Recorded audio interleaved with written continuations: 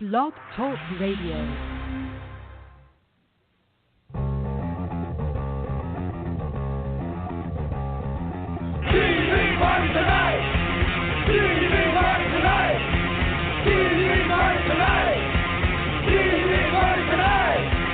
We're gonna have a TV party tonight. Alright! We're gonna have a TV party, alright! Tonight! We got nothing better to do than watch TV and have a couple of brews. Everybody's gonna hang out here tonight. Alright! We'll pass out on the couch. Alright! Tonight! We got nothing better to do than watch TV and have a couple of brews.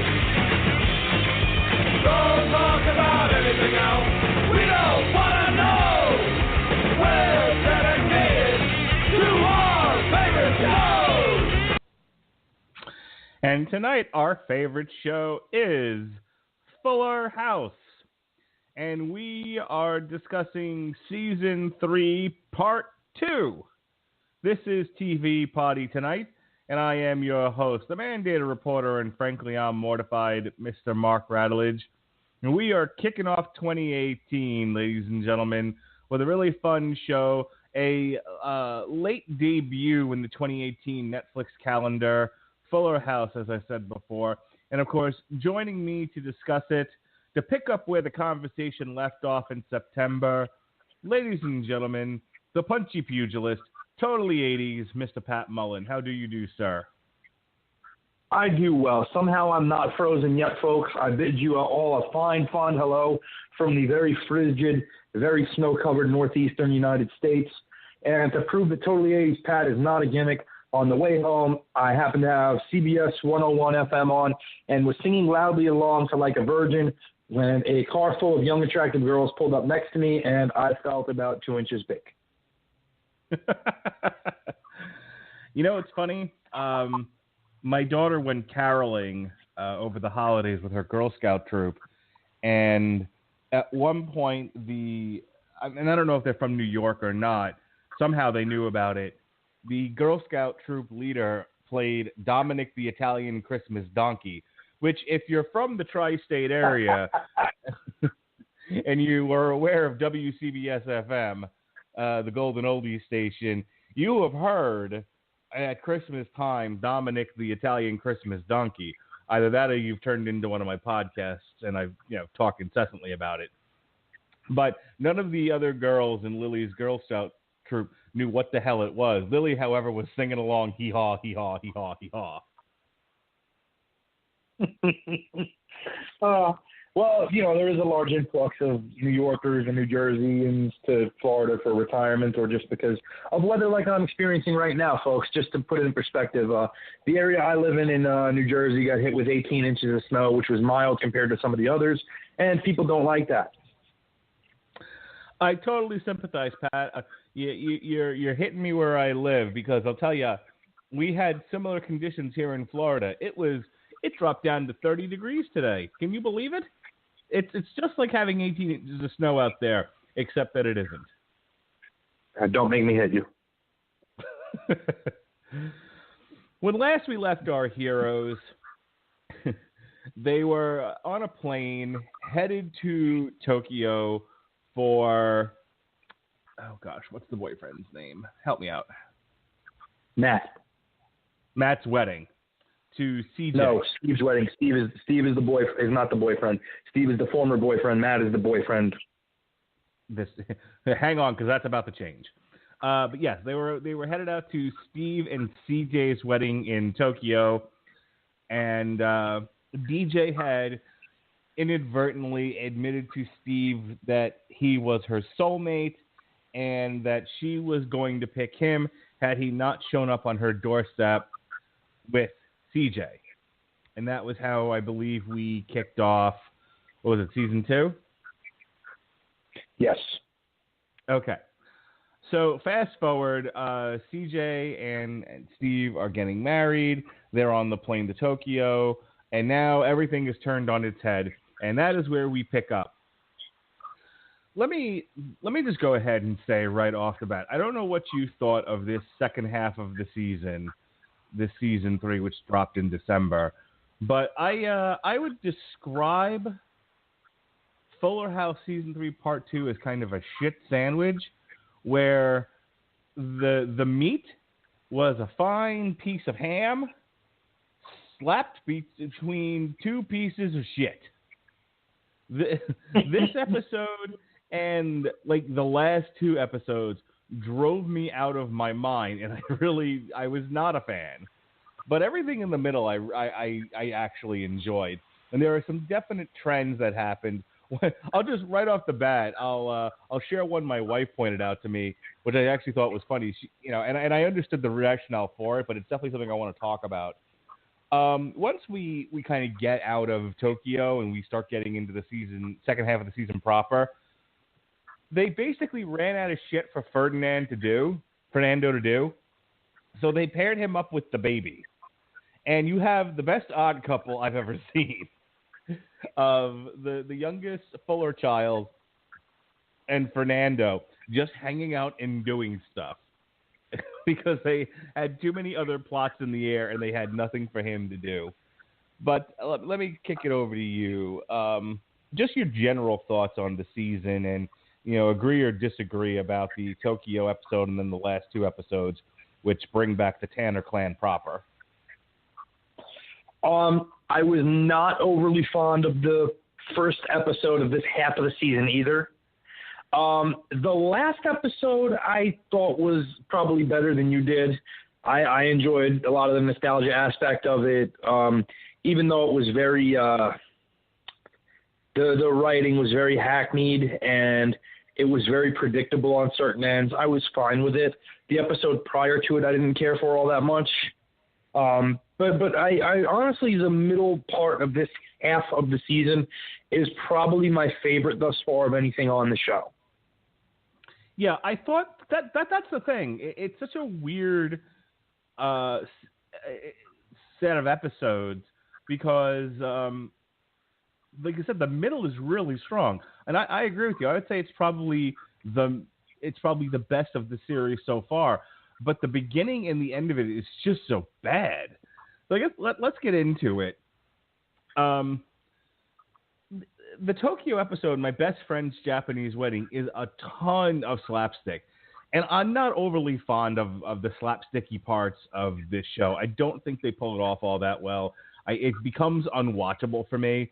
And I did a lot of fast forwarding through this. It actually took me 2 attempts. Because the first time I stupidly watched it with my family around and nobody knows how to stop talking, so I missed a lot of it. The second time around, I was like, this hurts me and I can't watch this. I had to keep skipping past certain parts. The biggest kind of cringeworthy stuff really has to do with DJ and Steve, and to a lesser extent CJ. Some of the stuff that happens. Realistically, CJ should have strangled DJ. Yeah. Granted, it wasn't all her fault, but how does she not come away, from some of what happened in that episode, thinking, you have the one bridesmaid who doesn't show up. You have the Kimmy who is sometimes portrayed as a good party planner, and then does stuff like.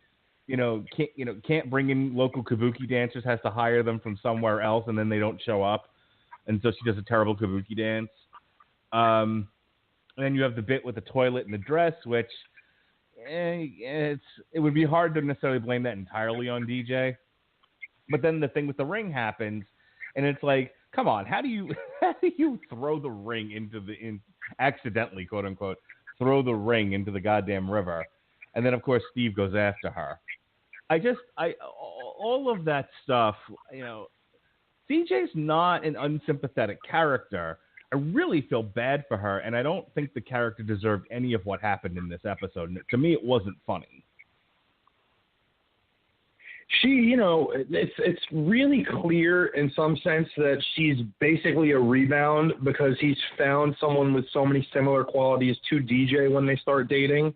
And that's the whole thing. It's like, okay, well, clearly he's not over this, and this is just, him trying to satiate that. But And here's the thing. We talk about all the little incidents that are kind of DJ's fault, but not really. And we can go back to the prior half of the season where she's seen in CJ's wedding dress in the store, and all these things. Even before the ring, CJ still should have killed the bitch because there's just too many coincidences that happen where at some point blame needs to be levied at her. And just stop it. Just stop getting involved. No, you're gone. No, away. Bye. No, see you later. And instead, she not only ruins the majority of what the wedding was planned to be, but as we see in this episode, Steve ultimately decides he cannot marry her because he's still in love with DJ, who is ever present in his life, shockingly. One of the things I really didn't like about this was it's an unsatisfying conclusion, I guess, to what is a running theme throughout the show, which is DJ can't get her love life together, which to me is not compelling. Like the first season, okay, sort of as an introduction to these people's lives and have something that have a thread that ties everything together. Like I'm much more into the idea of Stephanie trying to have a kid and the trials and tribulations of that, and and her growing close. And we'll talk about this over the course of the next couple episodes. But Stephanie and Kimmy developing their own independent relationship is a much more compelling storyline than DJ can't, for now 3 seasons, can't seem to pick between Steve and Matt. It gets annoying after a while to the point where I start losing sympathy for her, and I don't necessarily want her to be happy. Which brings us to Matt, who didn't deserve any of what happened in that episode.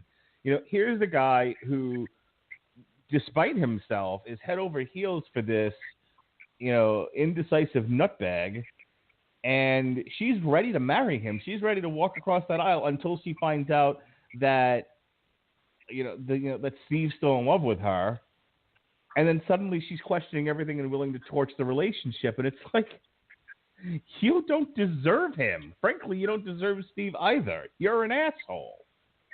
And I could have lived with how they handled that if they had made Matt's reaction to her a bit stronger.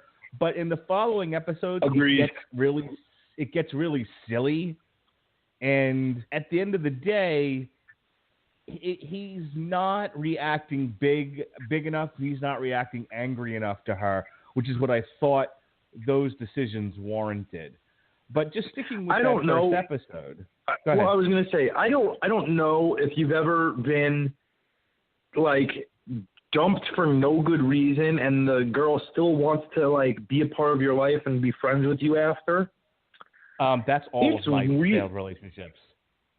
It's really unpleasant, and you have some really horrible thoughts. And if you're like me to a certain extent and your anger gets redirected to other things rather than that person because you're just too much of a pussy to admit it,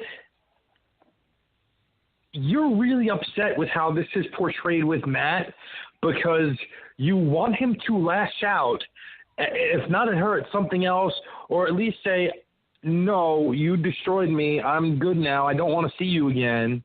And the reaction we get is nothing close to that. Right. Like, again, I don't want to skip too far ahead, but some of the decisions Matt makes are, I think the writers feel it almost feels like they wrote themselves into a corner with Matt because they put a situation in front of him where it was ripe for writing him off the show, but they were like, well, beefcake, fan favorite. We can't really get rid of him. They don't want to make DJ as much of a bad guy as they already did. So how do we handle that? We have to make him seem not angry and upset. He has to be goofy and jovial and whatever, and not, completely distraught that he was basically used for the better part of a year. Let's point to something that directly happens in this episode so we don't get too far ahead of ourselves. His reaction to her at the wedding was completely unbelievable. I mean, I like the fact that he at least said, don't follow me. But how he didn't say, DJ, you're a horrible human being. and you don't deserve me, and then walk off. That's what I was waiting for. He instead kind of babbles for a little bit, and then says, "Don't follow me," and kind of walks off. And it's like you said, they really made him a soft character that doesn't fit the situation. No, it's almost like they made him, and it's weird to compare, but they almost made him like Ducky from Pretty in Pink. Yeah. And it's just, and again, it's not really compelling television because you've grown to like the character, and you don't want. And here's the thing: if you're gonna kill your babies, then kill them good. Don't half kill them. And that's what I feel like they did here, is they half killed one of our babies, and it's like, well, that's not entertaining to me.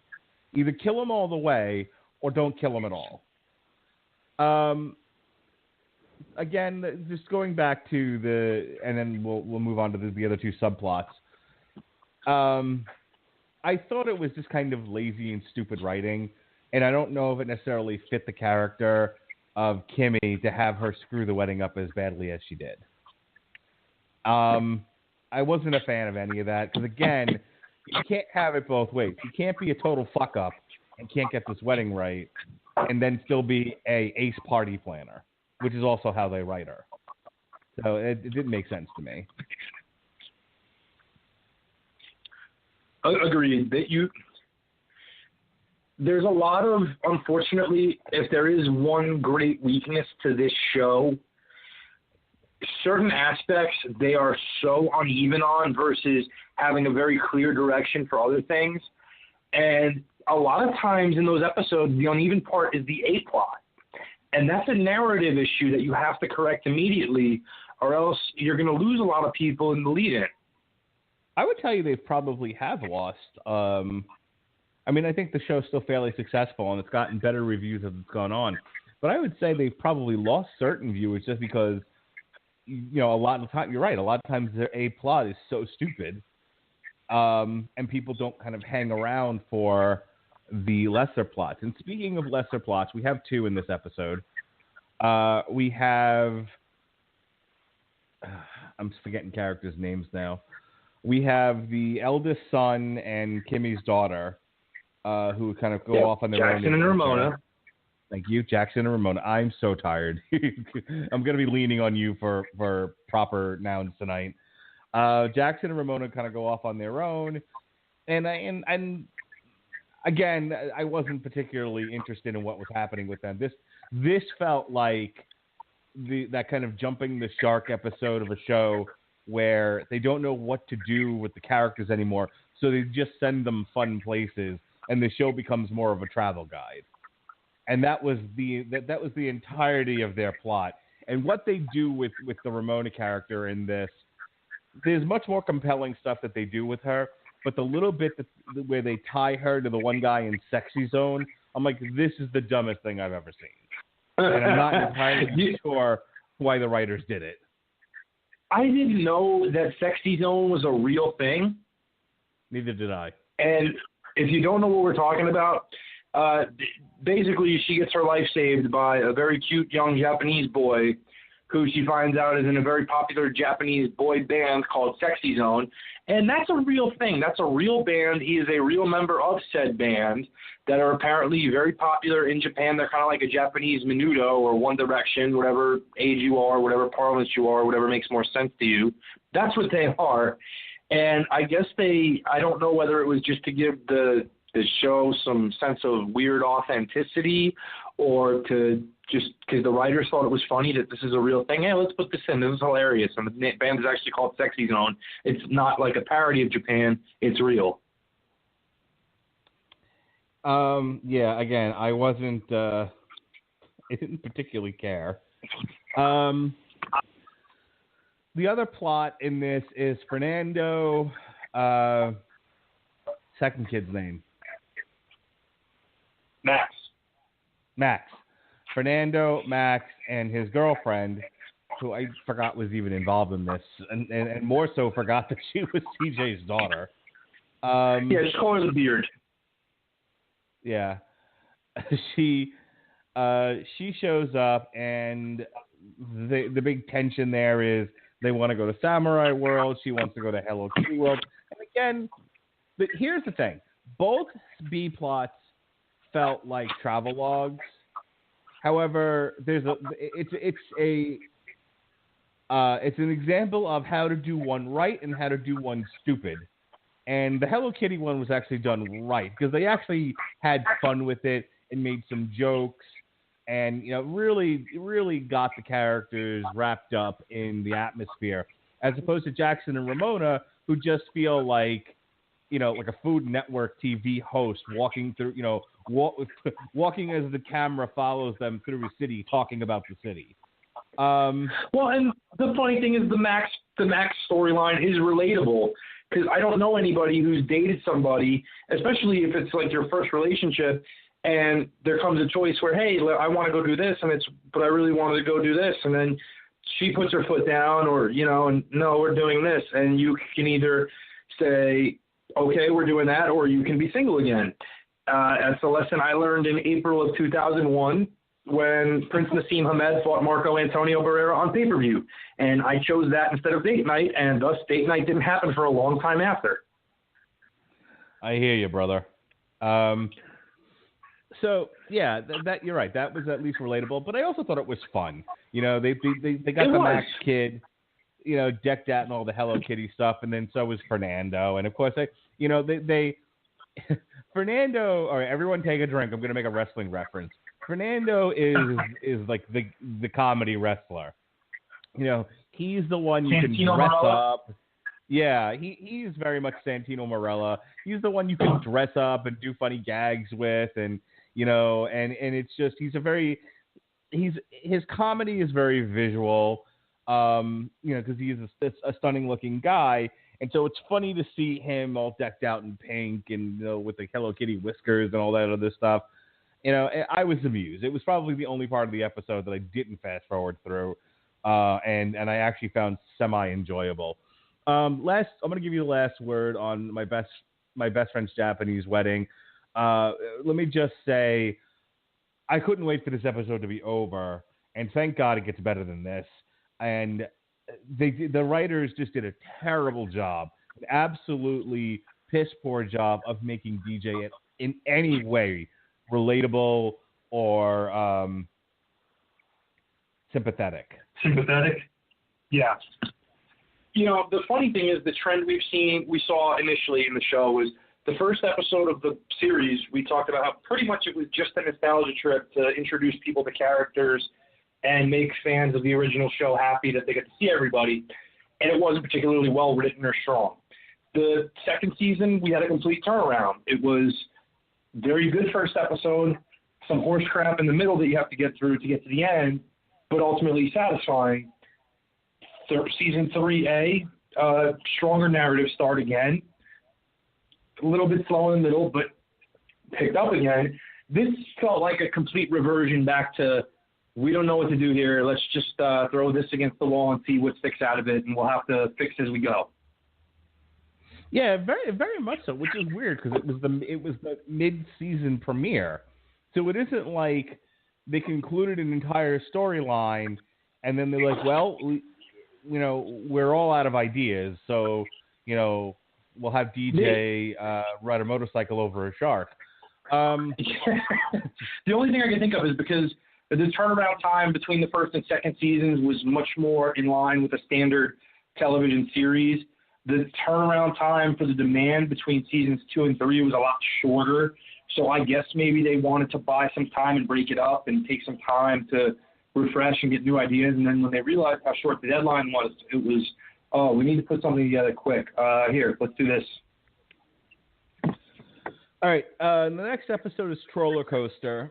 And we have our A plot is Max and Jackson want to go to Six Flags. They want to ride the Troller Coaster.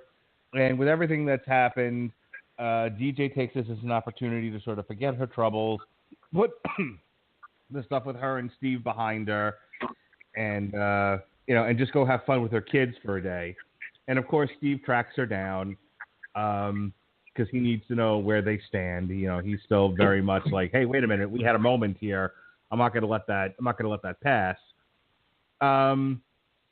With all of that, you have Max looking to Jackson for courage, and of course Jackson doesn't have any, and they end up riding the ride together, and they find their courage together.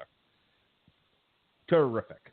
The B plot, and this I really, really liked. Ramona gets into the San Francisco School of Performing Arts. So what we have is 2.5 seasons of them building up Ramona to be this really competitive dancer, and she's finally reached her goal, and she gets a little taste of what that's going to be like. And, I really sympathize with the Ramona character because there's been a couple of things in my life that I've tried to do when I realized that it would have taken a single-minded dedication to the exclusion of all else for me to chance being successful at it. I thought maybe this isn't what I want to do. And look, credit to people who become actors and singers and wrestlers and make those kinds of sacrifices and become the Taylor Swifts and the John Cenas and and the Deion Sanders of the world. That's great. Credit to those people. It's just not something I wanted to do. I wanted to have a much more diversified life. And that's the conclusion she comes to, is that it isn't worth sacrificing all these other elements that make a full life to do this one thing. And so the only thing I didn't like about that was the girl they have her partnered up with was acting like she was being held hostage, and that they were and she was paranoid. There was microphones everywhere. And I'm like, that seems a little overdone. That seems a bit much. But the idea, but again, the idea that you have to make a choice, and that is it's all or nothing if you want that level of success. And she decides, I'm more than just a dancer. So I really, really like this episode for that reason. I did like it. I enjoyed certain aspects of it. I like the overstatement of how kids in those programs feel. And maybe that was just me. But I thought they really magnified it to a good comedic level. I don't think they went overly preachy about, hey, don't put your kids through this. This is what they turn into.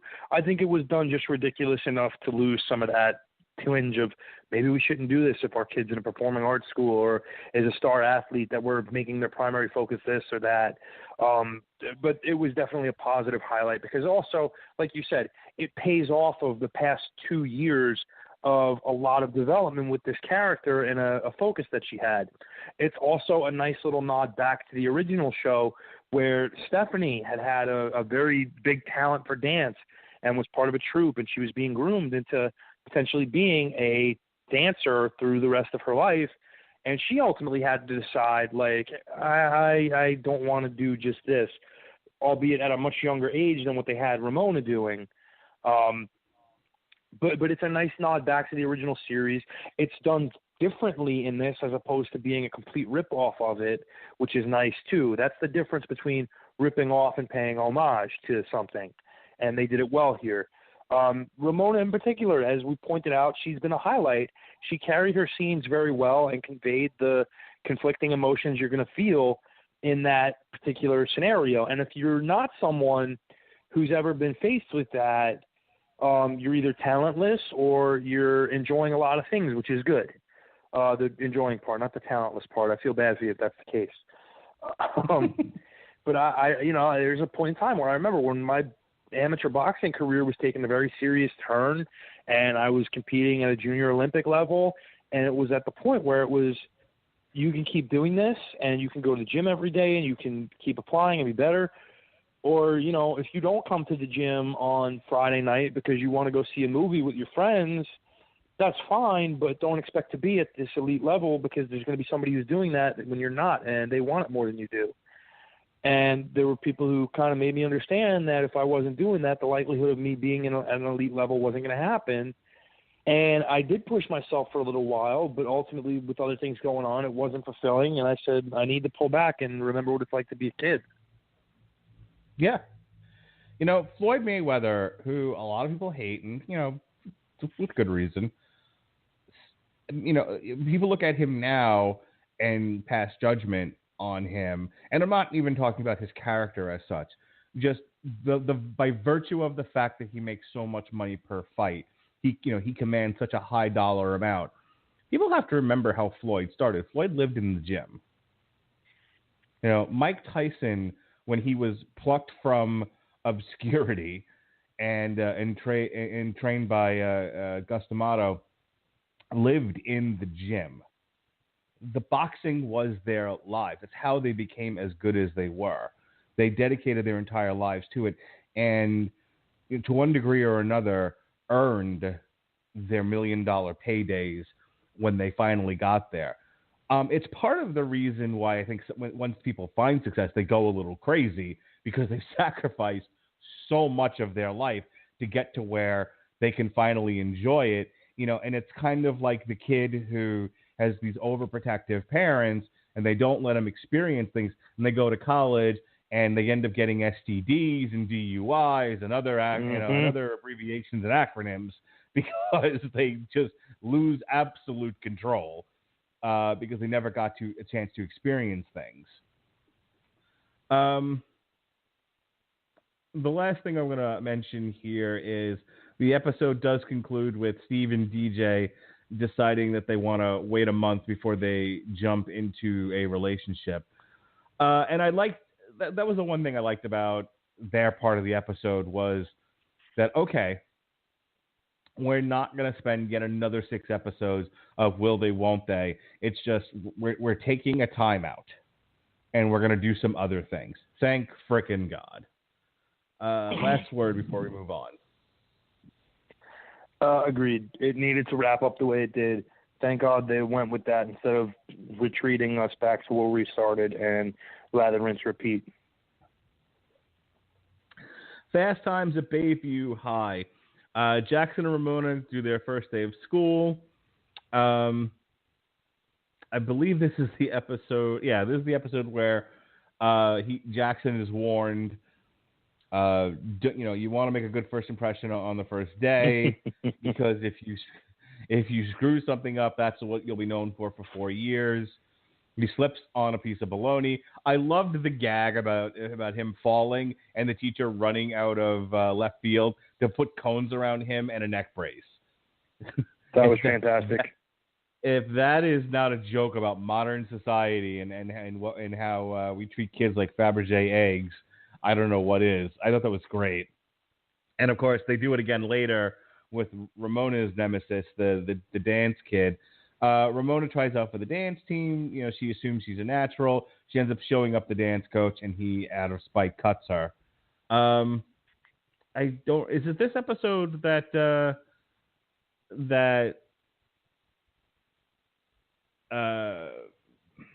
Kimmy and Max end up coming into the school, telling off the kid, and the kid ends up letting her back on the team? Or is that from later? Yes, it is. Okay. I'm questioning it because it was unwatchable. That was pretty horrendous. As soon as Max showed up, I got to about the part where he said, where the girls are all looking at him, and he shrugs them off and goes, "Well, haters gonna hate," which I actually found funny. I kind of giggled at that. Which, by the way, just as an aside, they really toned down Max for these episodes. Like, I know I'm talking about they toned down an aspect of Max. Yeah, okay, that's fair. Yeah, he isn't screaming at the camera as much in this group of episodes. I'm sorry, did you say flaming? In my opinion, he's not screaming at the camera, and he isn't nearly as flamboyant. Effeminate, flamboyant as he has been. I mean, he's not butch or anything, but I found him less grating. On the other hand, again, while Andrea Barber continues to be the standout performer of this entire cast, some of the stuff they have her doing is so cringeworthy, it becomes unwatchable. This was a great example of it. As soon as she showed up in that scene dressed like Max, I was like, and I'm done here. I can't watch this. And I just kind of fast forwarded to the part where it's back to the dance coach and Ramona. But the other side of that, you have this budding love story between Rocky and Jackson, where Rocky, when it comes to Jackson's defense, she starts a rumor that he's a great kisser. They end up kissing, and of course now her heart's all aflutter. And Jackson's reputation is saved. I'll stop there and I'll kind of let you respond to what did you think of this part of the episode? I like the idea of him being embarrassed as Baloney Boy and getting known as that. And, well, what's the only way to figure it out and fight it? He has the girl he's friends with start a rumor that he's, the make-out king of the freshman class. And, okay, now he gets put on the spot, and you're like, okay, this is going to be the best day of your life because the most popular girl in your class is telling you, go for it. And in typical Jackson fashion, he can't bring himself to do it. So we see Rocky, who is the daughter of Stephanie's delinquent friend Gia, and slowly becoming a bigger part of the show in Jackson's life, especially at this point anyway, step in for the save and kind of redeem him by making out with him in front of them. And they're all like, oh, okay, maybe he's not. And, she gasses his head up a little bit and tells him, yeah, okay, actually, I'm not lying. You were really that good. So congratulations.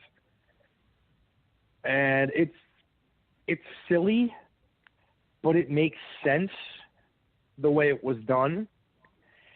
And Michael Campion, who plays Jackson, is good enough at playing very aloof to make it work. Yeah, I like the Rocky character, and the more they use her in this season, the happier I was, because they make her rough, but she isn't the delinquent that DJ makes her out to be. And in the next episode, or whatever the episode is, where Jackson for 5 minutes goes screamo, because I'm not calling him goth. That's not goth. But the episode, she's totally blaming Gene. She's like, "You're a bad influence." There are parts of this show where I just want to throw something at the television in the hopes that it'll go through the fifth dimension and hit DJ in the head. They write her so bad at times. It becomes just Pleasantville rock at her. Another thing I hated about this episode. Matt shows back up. He's been in Bora Bora, which is fine, but he acts like a hippie, and he's going to open up like a taco shop or something like that in Bora Bora. And like that whole thing was stupid. I mean, and you get the idea that, and again, the idea behind it is solid. He's mad at DJ. He doesn't want to work with her. He feels like she's let him on for so long that he's just done with it. Okay, we got you, brother. We have your back. And then he's like, so I'm going to abandon my family business and go open a taco shop on the beach. All right, that's stupid. I wish, and I don't know how you feel about this, but I wish they had almost made him more of a villain, in the sense that I wish he was like, I'm coming back and I'm going to buy your part of this is my business, and I'm going to buy your half of it. And I'm gonna get rid of you because I can't work with you, and it's my business. It's my family's. I would have liked to see, had they gone full bore with the, hey, I'm gonna open my own practice and not be with you, and oh, by the way, I'm gonna open it really close and take all your business away. Yeah, but they waited to the end of the season to do that. That's the thing. Why not make that turn immediately? Why do you have to stupefy him to such a level where you can't? This is arguably the most serious part of the show has been DJ's relationship issues with Matt and Steve, and now it's just complete fodder in the case of Matt for stupidity. Right. And no, I 100% agree with you.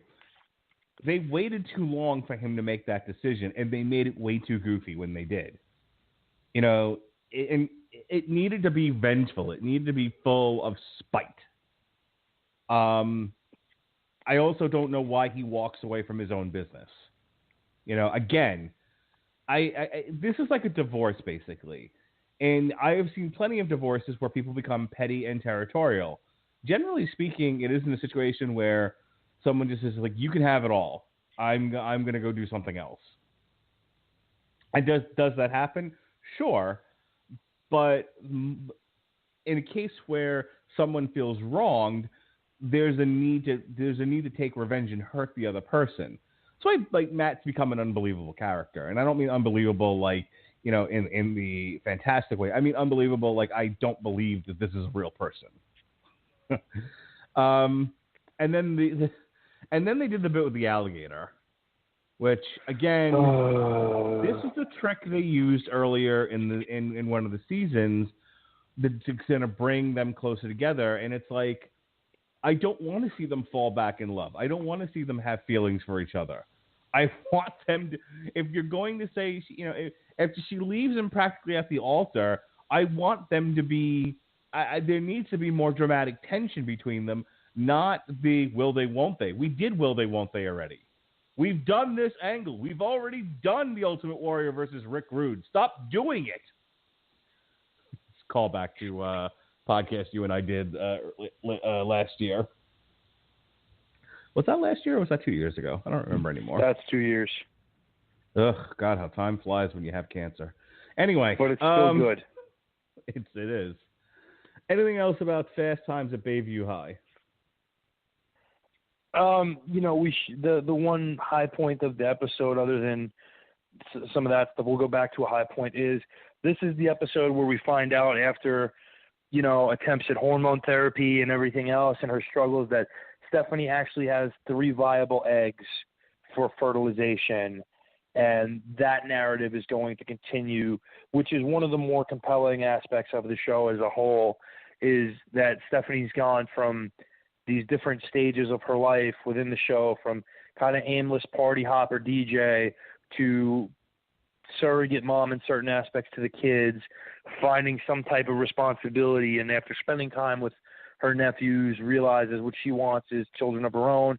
She thought she could never have that happen, but after pushing, they look into it, get her hopes up, and she can technically conceive, but it has to be through, first of all, she has to do hormone therapy, then she's got to find, where we find out, a surrogate, but this is the thing that sets the wheels in motion for the fact that she can, in fact, get pregnant, and that's a huge step for the character.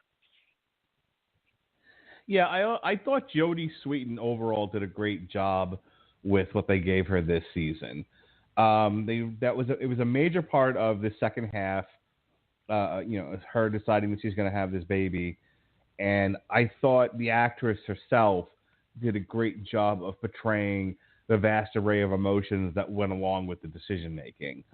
So, you know, the second place for most compelling character of the show so far is Jodie Sweetin, right behind Andrea Barber. A Tommy Tale is our next episode. Social commentary. This is the bit where DJ is trying to get Tommy into a prestigious preschool. And, you know, it was, they have the teacher come out to observe Tommy, and I thought it was kind of fun the way they portrayed her. Not particularly realistic, but again, the show doesn't have to be a documentary. The show can have its over-the-top silly characters. I didn't need to fast forward through any of this. I actually did enjoy this episode. I don't have a whole lot to say about it. I don't know if you do, but I enjoyed DJ being kind of put in her place. You know, there was an aspect of this that says, hey, he's not as verbal as he could be. There may be some lapses, not neglect per se, but some maybe lapses in her parenting of this kid.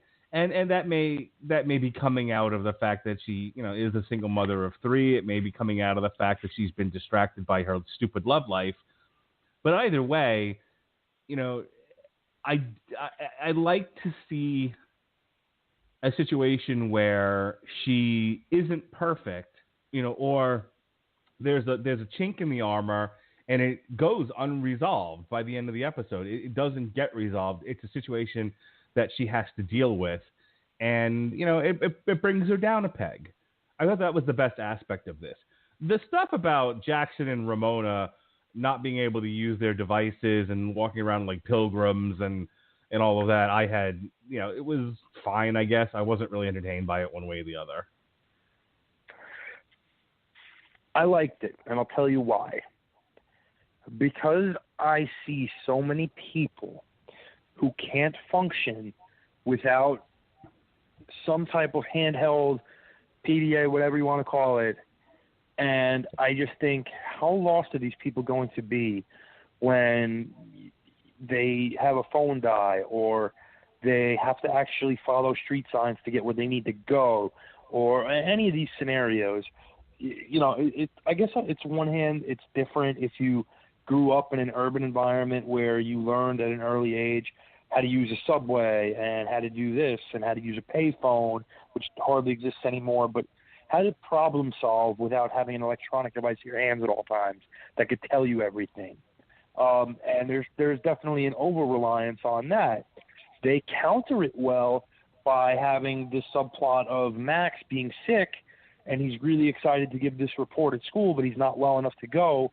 So they use the tablet to do a video cast, FaceTime, into his class so he can present his report without endangering himself, which I thought was a pretty cool counterbalance to showing how useless teenagers are without technology.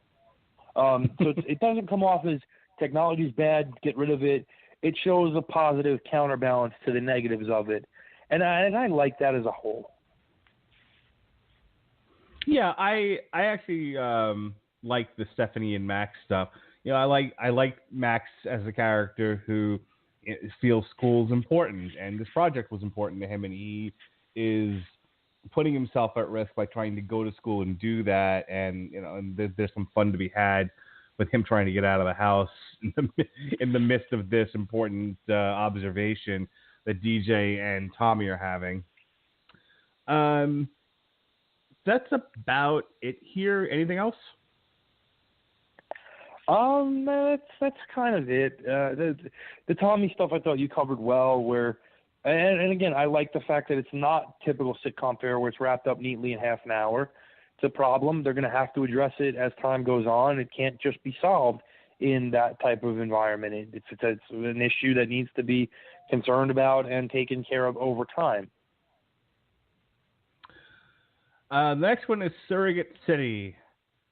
This is the one where Jackson comes down the stairs and his hair is colored and he's wearing all black, and you have DJ who immediately at one point she refers to Jackson as angelic, and that Rocky is a terrible influence, and that's about where I wanted to start throwing things at the television. I believe it's later on. I feel like it's later on in this episode where he refers to her. Is it this one where he refers to her as his girlfriend? And she's like, "We're not boyfriend and girlfriend." And it's not that I don't like you. It's just that I don't like labels. Or is that later? No, this is later. Okay. It's this one where. Okay, this is the one where by the end of the episode. Oh, okay. They spend most of this episode with Jackson just being defiant to DJ, and he moves all of his shit in the backyard, and it starts to rain, and he comes to realize that he's not, this tough exteriored rebel that he thinks Rocky wants him to be, and then eventually he comes out of the rain and goes inside and has cookies, and he stands up to Rocky and he says, "Look, I like you. I think you like me, but like me for me, not like me for what you're trying to turn me into." And Rocky agrees with him. Rocky was like, "You know what? I like the fact that you have a backbone. I like the fact that you're standing up to me, regardless of how you dress and how you treat your mother." Perfectly lovely episode. Enjoyed all of that. Really, like I said, the Andrea Barber stuff is always good. The stuff with Stephanie and trying to have a baby was really great. I really also enjoyed all of the Jackson Rocky stuff. The girl playing Rocky is great. She's fantastic, and I really enjoy the chemistry between the two kids.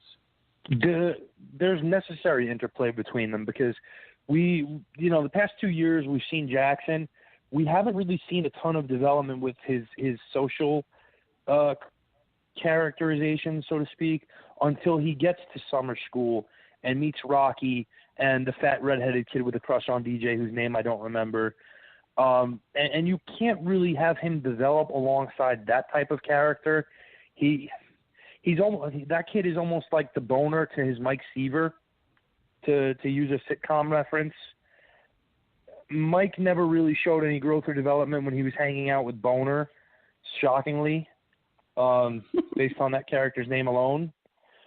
But when Mike started getting involved with female characters, it gave him a chance to become a little bit more mature and a little bit more defined in some of his stances, which happened with the nanny that they had in the house, and then later on to Kate, who he married in the show, and so on and so on. And this is the first steps we see of evolving Jackson as more than the dorky older brother. This is him becoming his own character and having different aspects to his personality than what we saw with him dealing with, say, Ramona, who he just crushed on really hard, who had really nothing more than a passing interest in him. Interestingly enough, this episode, Surrogate City, was directed by Dave Coulier. It's good to know that besides doing cameos in this show, that he's getting some steady work. Good for him. Our next...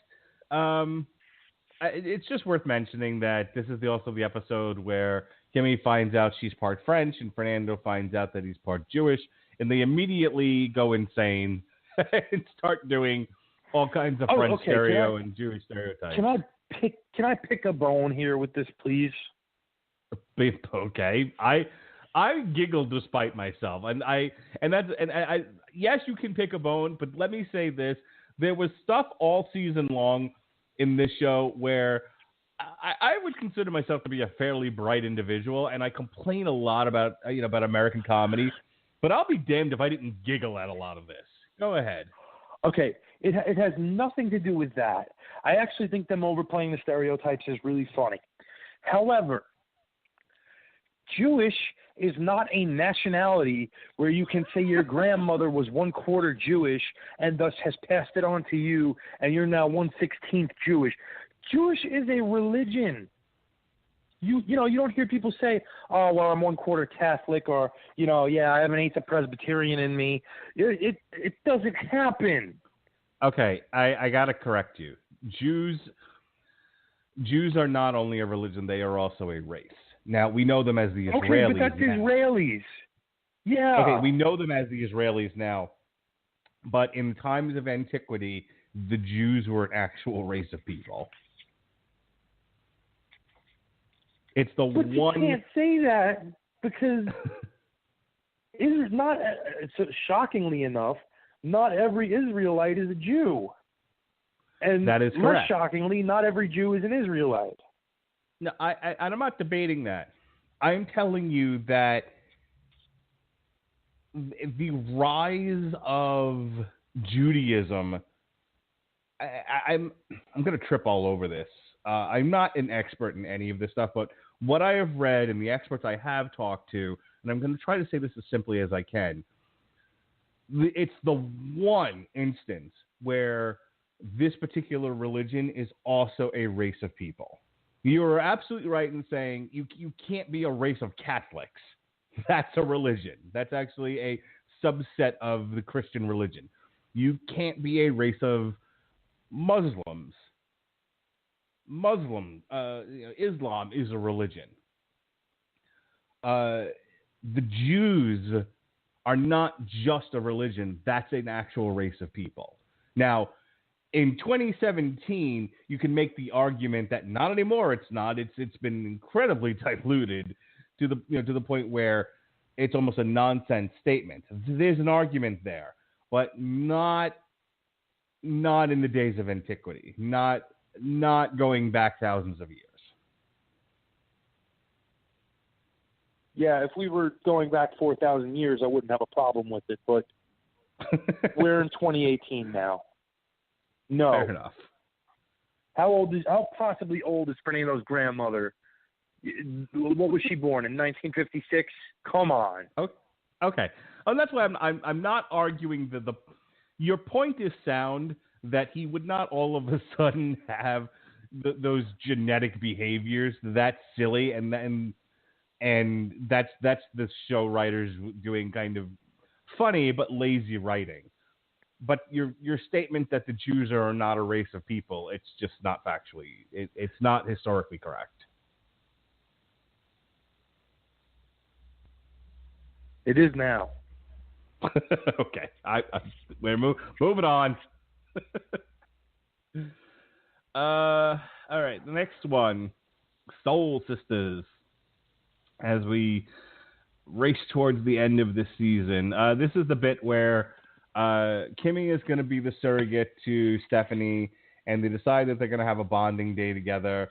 And I really, really enjoyed this. I liked, as I said earlier, I liked the fact that they decided to make a relationship between Kimmy and Stephanie independent of DJ. And I thought that there was a lot of fun chemistry between the two characters. So that whole bit was entertaining through this.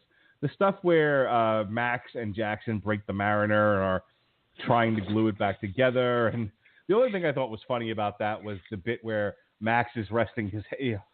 So as to not draw suspicion, Max is resting his head on the neck of the thing.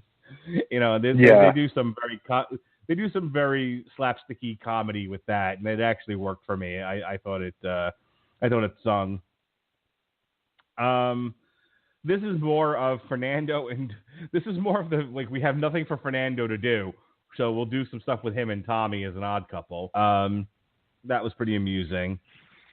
I believe this is also the bit where the Asian kid's father and the fat redheaded kid, keep showing up at the house trying to date DJ. That's this episode, because it ends with them in the hot tub, and she throws them out, and Steve comes over. Then he ends up kissing DJ, and then Matt walks in and then announces he's going to start his own pet clinic. We talked about that earlier. This needed to have happened earlier. And it needed to have happened. It needed to have been more angrier, more negative to have worked. It doesn't really work the way it's done here. No, it's so diluted that it happens at this point because so much else has gone on since that it loses all meaning really that you wanted it to have. It's take a drink, everyone. Wrestling reference.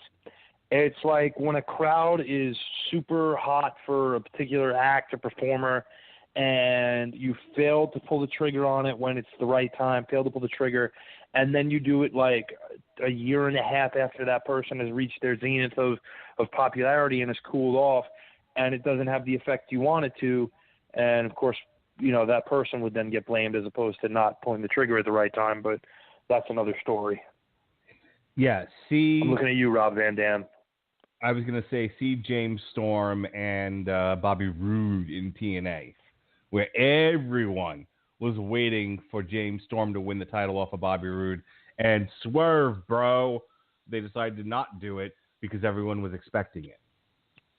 It's a stupid thing, and it's a wonder that and even exists. And that's probably a portion of the writing intent here is that, well, when everybody thinks this is coming, let's put it off to show them they're not right. And it's the stupidest mentality because people are fine with something being predictable if it's done right. Yeah. When you're implausibly unpredictable for the sake of being implausibly unpredictable, that's stupid and there's no payoff for anybody. Right. Yeah, it's okay to have a happy ending. And I don't mean that in the sexual sense. It's okay to give people what they want. people gravitate towards fictional stories because they want the comfort of the story being told. And sure, the expectation is that the good guys win, the bad guys lose, the guy gets the girl. People live happily ever after. There's a warmth and comfort in that.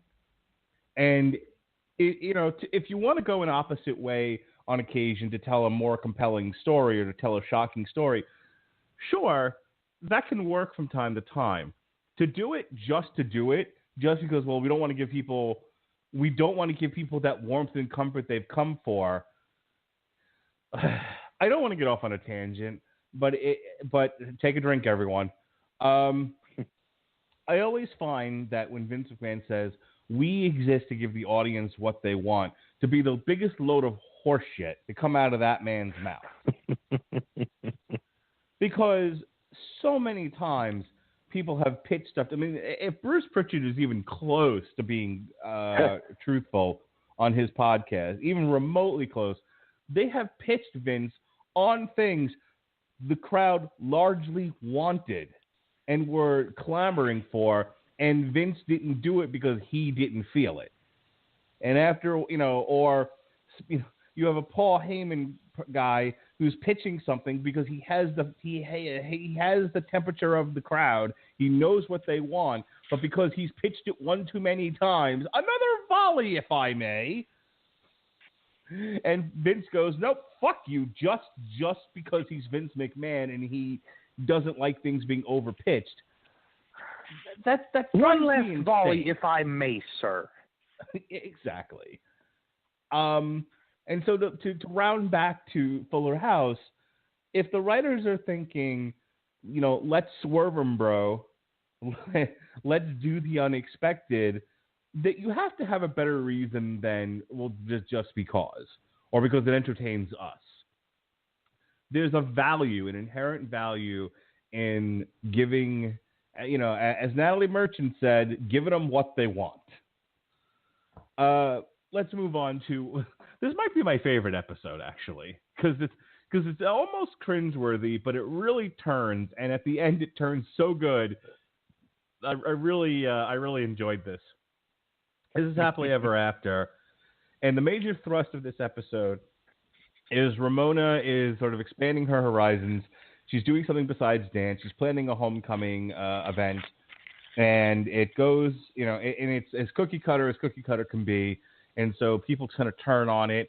Her arch nemesis, Chad Brad, decides that he's going to hijack the party and throw a rager at his house while his parents are away, like you do.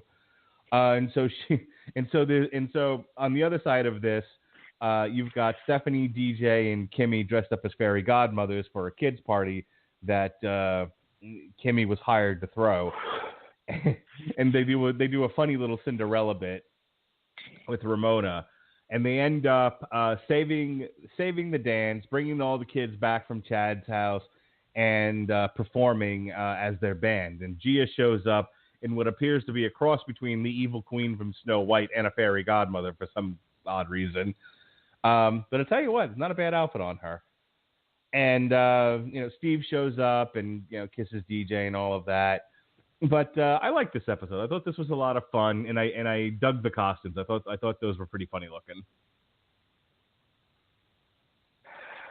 It was one of those things where you wanted to figure out how they're going to tie this together because you knew they were. And once they found, the whole plot device of them dressing as fairy godmothers is because the little girl who's throwing a party is a huge client for Kimmy and requested that the three of them actually be the fairy godmothers at the party. So they did it to appease Kimmy.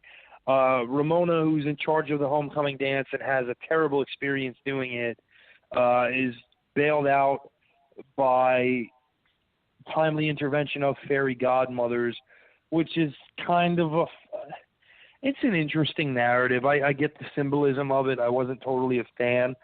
I like that they brought back Gia, because if Rocky's going to be a character, and Gia did have such a central role in the life of at least one of our main characters prior, it makes sense to have her show up more.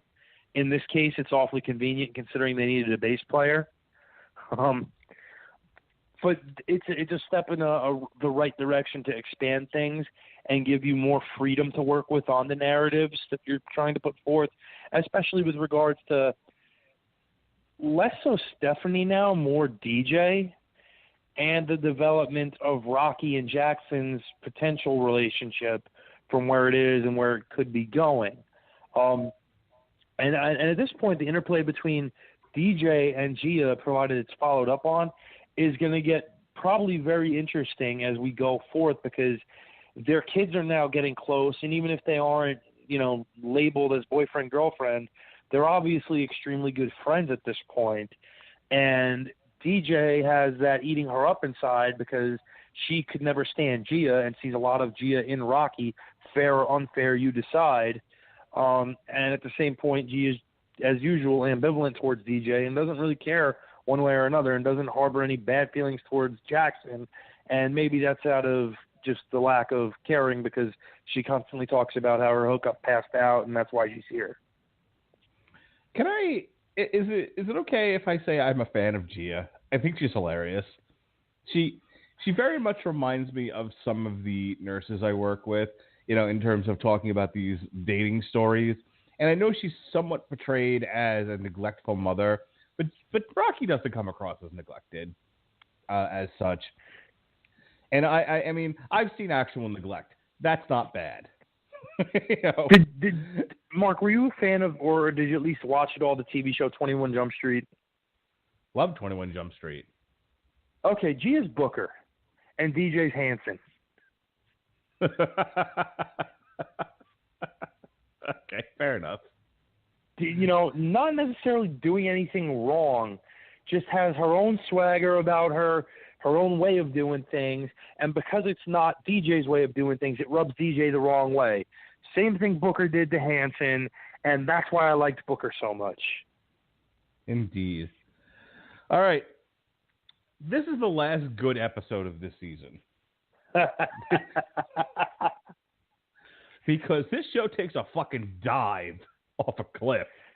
These next two episodes. God damn. And I'm making a point of bringing that up because where this ends, this might as well have been a two-part episode. Your Fool is in a Fog, which is basically this shitty episode where Steve and DJ finally get their first date, but nothing goes right. Everybody's in town for the quote-unquote dadiversary, which the only funny part about this is Bob Saget walking and going, I already lived here. I didn't have a goofy entrance. Which I laughed in spite of myself. I laughed hard at that. But everyone's having a rough day of it. Danny and Lori lose their jobs after asking for too much of a raise. Jesse may have to get a job himself. I think Joey's thing is that he's stuck at home with the kids because the wife went on a cruise ship or something like that.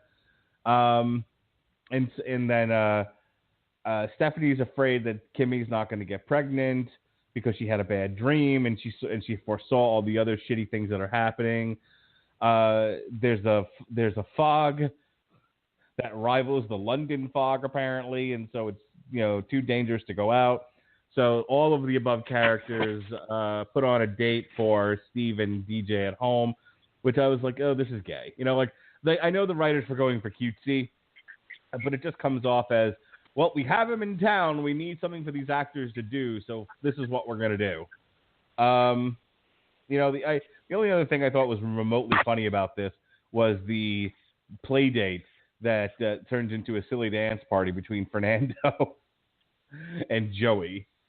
But I'm just going to go ahead and bring up Here Comes the Sun. So this all goes into the next episode where, and the other thing that happens is Steve gets an offer to work for the Lakers, which is going to take him out of town and further disrupt the relationship between him and DJ. And I'm like, good, go. This needed to end with, this would have been perfect had they not done the next episode. If it had actually ended with Steve with everything has gone to shit, and it's a mystery to whether, or maybe the only good thing that happens is that Kimmy's pregnant, and they didn't wait another episode to do that. But I would have almost enjoyed a season finale that everything ends in ruin. We don't know if she's pregnant. Steve actively left to go to the Lakers, and DJ has no man now, and all these other bad things happen. And we just did okay, well, we'll see what happens in season 4, which would be much more satisfying than what they actually did, which is basically one episode later, everything rights itself, except for one thing. So everyone's moving back home, right? Everyone's moving back to San Francisco, and everyone has a gig. Jesse and Joey rebought their club, which is where they have the party at. Kimmy's pregnant. Everything is coming up Millhouse. And then Bob Saget, Danny says, and I'm going to move back into the house. And I'm like, what is this show becoming? Have we decided that Fuller House, the concept, wasn't good enough? We need to do the entire expanded cast of Full House now. I hate that.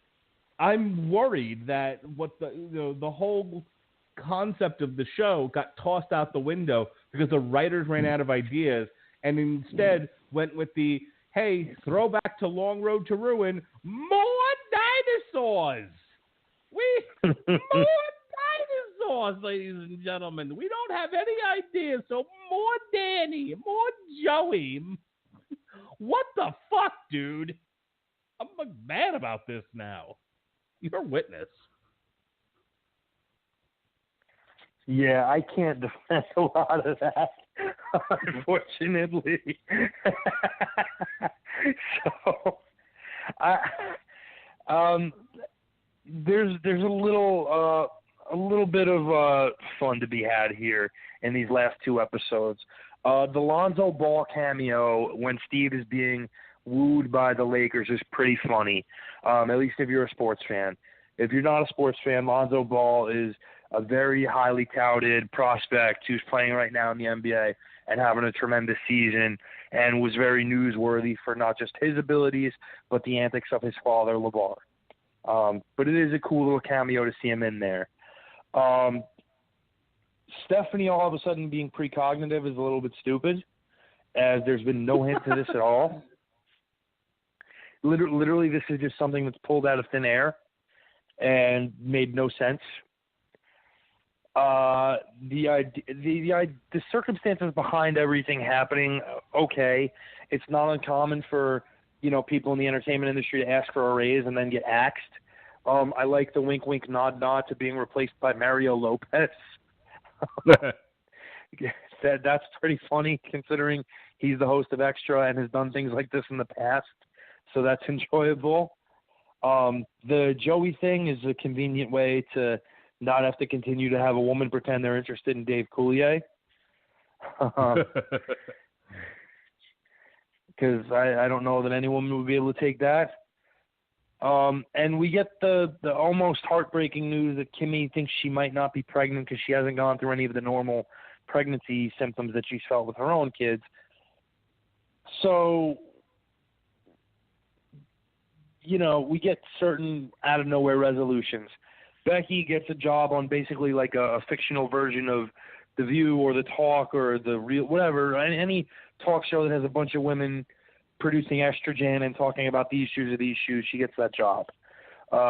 Jesse and Joey get the Smash Club again, and Danny's moving back in.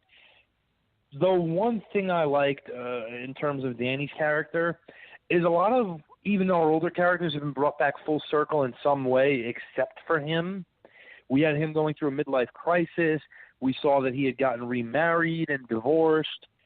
And in the end of this episode, we get a wink, wink, nod, nod to the original show where Gail Edwards randomly shows up as her character, Vicky Larson, who Danny nearly married in the original show, and they only broke up because she accepted a job anchoring the national news in New York, and he wasn't willing to uproot his family there to be with her.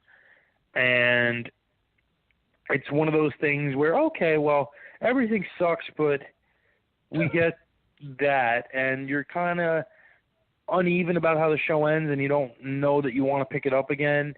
And then we get the Kimmy telling Stephanie, it's official, I'm pregnant.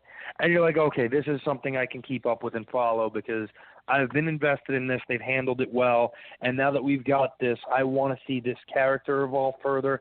I want to see this relationship between her and Kimmy evolve further because they've been the two strong points of the show more than anything else, along with Ramona.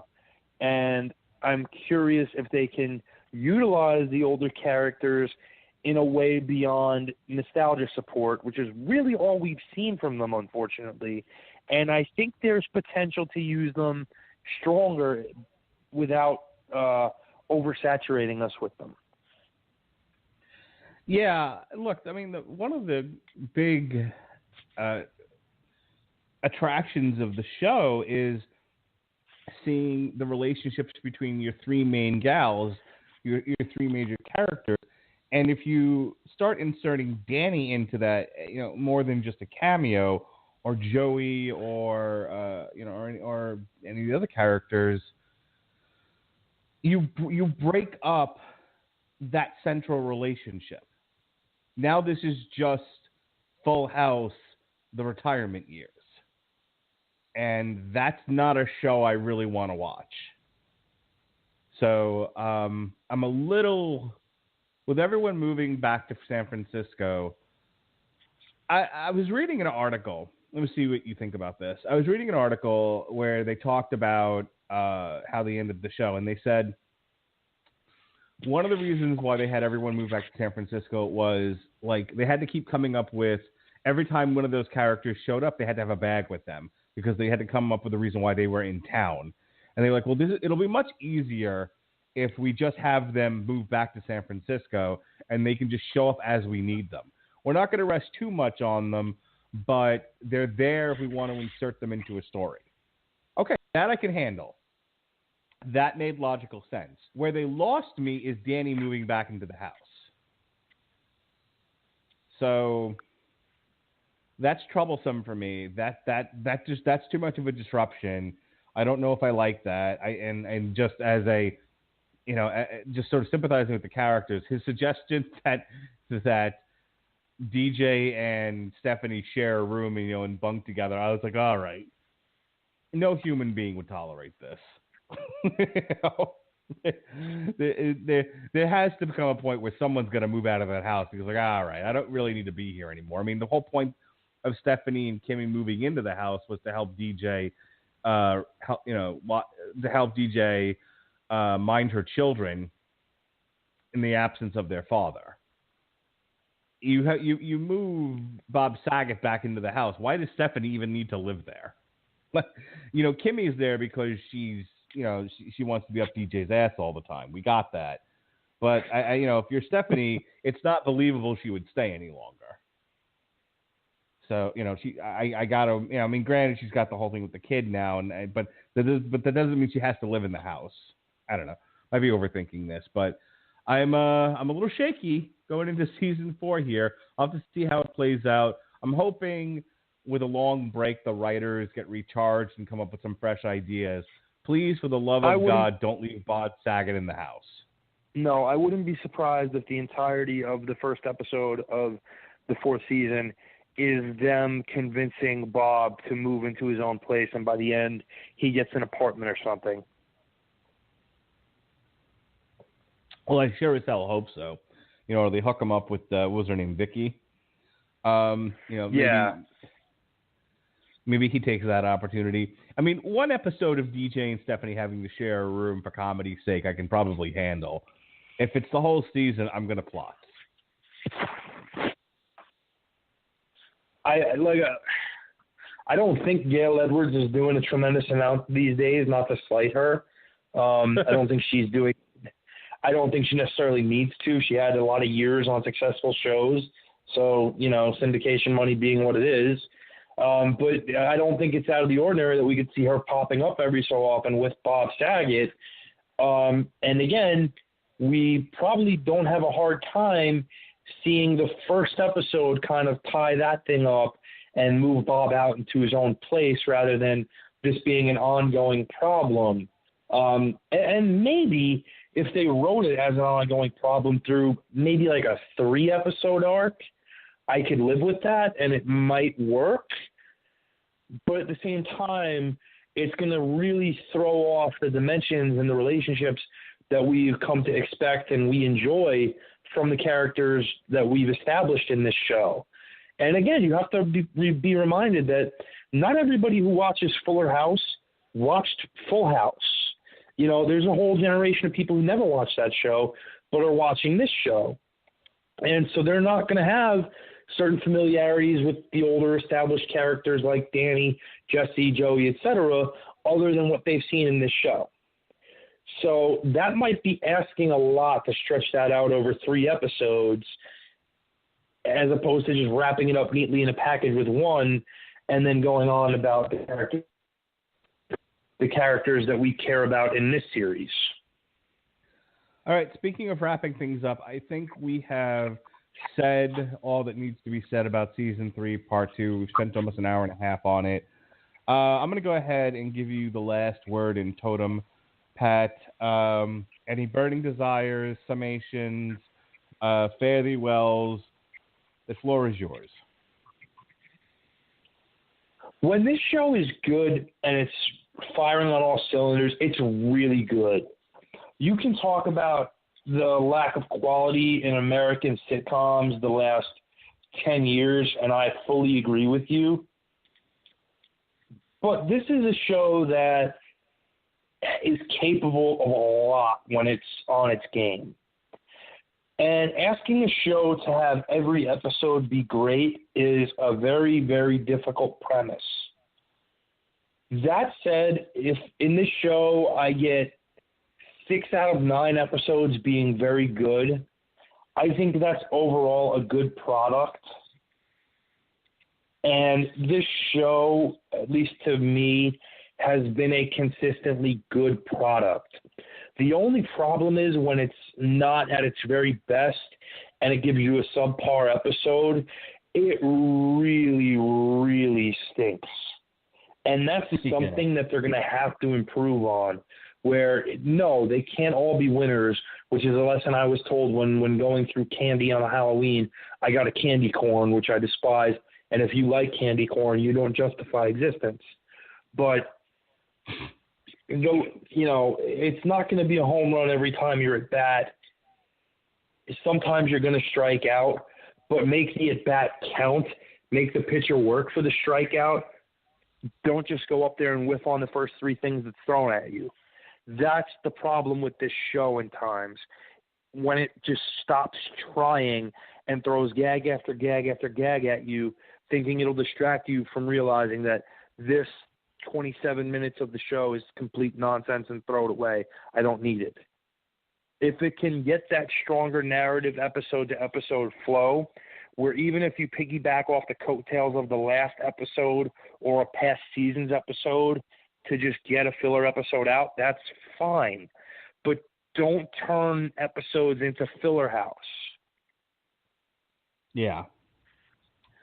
I think that's very well said. I'm looking forward to seeing when Season 4 comes out. I wouldn't mind if it doesn't come out until the 3rd or 4th quarter. Let's give it a good 6 to 9 months of production before we get back into this again. I could use a break, and I think the whole show needs a break. A nice, they don't do more than one season of like Orange is the New Black, and it's a show that I love. But by the end of it, I'm good for a year. It was only the 2 seasons ago, where it ends with the girl holding the gun on the guard, where I was like, oh Jesus, I want to see what happens next. So I was hungry for to see the resolution of that particular scene. But other than that, like when Orange is the New Black ends, I'm like, all right, I'm good for a year. We'll see you next year, Orange is the New Black. It's kind of how I feel now. Fuller House. See you sometime late 2018. How can I miss you if you won't go away? All right. With that said, let's go ahead and do some plugs. Next week, we kick it into high gear with another year of Radulich and Broadcasting Network podcasts. We start the week off with Source Material 300 by Frank Miller. The next night, On Trial, the movie 300 from Zack Snyder. And Rob Cooper picked a nice little album for us on the Metal Hammer of Doom. It's Watain, Trident Wolf Eclipse. The following week, we're going to celebrate the debut of the CW show Black Lightning by looking back at the old 70s comic, Black Lightning, Volume 1. Starring Cress Williams. Woo! The next and night, I'm not kidding. I actually love Cress Williams. I think he's a terrific actor. I'm really happy he's getting the shot here. Good. The next night, by that point, the Runaways will have wrapped up on Hulu, its first run of episodes. So we're going to go ahead and do a TV party tonight, talking about Marvel's first Hulu exclusive series, Runaways, a show in which nobody ran away. On the Metal Hammer of Doom, we're going to look at the new Corrosion of Conformity. The week after that, January 22nd, 23rd, and 24th, we've got the entire Tom King run of The Vision on Source Material. We're going to do a TV party tonight for Seth MacFarlane's The Orville, Season 1, which was my favorite show of the fall season. That and Legends of Tomorrow. Outstanding television, in my opinion, despite Pat's chagrin. Or much to Pat's chagrin, rather. On Metal Hammer of Doom, we're going to do Avatar Country. And then finally, the last week of January, we're going to kick Source Material out of its usual Monday spot, but I'm still going to talk to Jesse, because why not, ladies and gentlemen? Why the fuck not? We're going to do Black Mirror Season 4. People have loved it. There's been a lot of talk about it on the interwebs. We're finally going to get around to it. Black Mirror Season 4, TV party tonight, Monday, January 29th. We got Sean's first pick of the year for On Trial. It's The Godfather, Part 3. Available coming soon on Netflix, which is one of the reasons why he chose it. So I've actually never seen it. I've seen the first two Godfathers. I've never seen The Godfather 3 because the guy who said I should see The Godfather Part 1 and 2 said The Godfather 3 wasn't worth my time. So this will be an interesting experience for me. And then we wrap up January on the Metal Hammer of Doom with Catharsis by Machine Head. Let freedom ring with a shotgun blast, ladies and gentlemen. Let freedom ring with a shotgun blast.